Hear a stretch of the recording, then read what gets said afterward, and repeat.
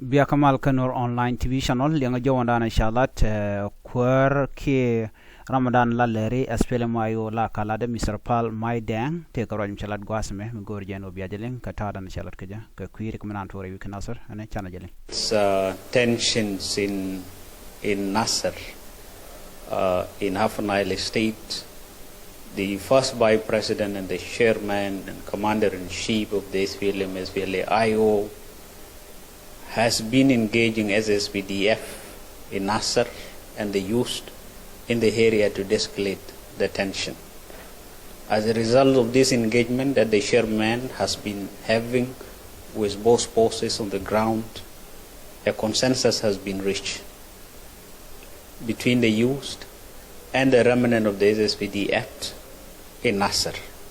With this engagement that the chairman has been doing all these days, seen the military confrontation between the SSPDF and the youth in Nasser, the commander of the SSPDF, General Major Manyok, will be airlifted from any time right now. The SPLM-IO is very much concerned with the arbitrary arrest of its senior government officials and military commanders. We had the chief of SSPDF and acting general chief of his staff, General Duop, arrested, who is also the co-chair of JDB. And then following his detention and arrest, arbitrarily, Honorable Fort, the Minister of Petroleum, was also arrested at 2 a.m. in the morning. Honorable Fort was arrested with other 7 members. And we have also got our military commanders who are in an open arrest.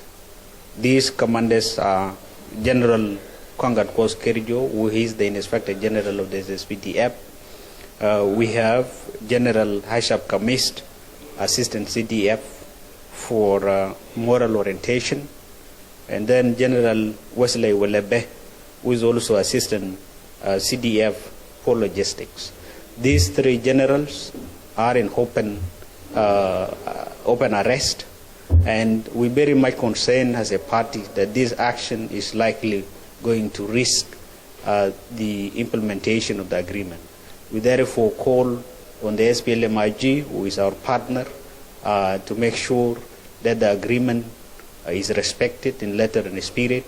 We therefore urge them to release General Duop and Honorable Fort from prison, and at the same time free these 3 generals who are in open arrest.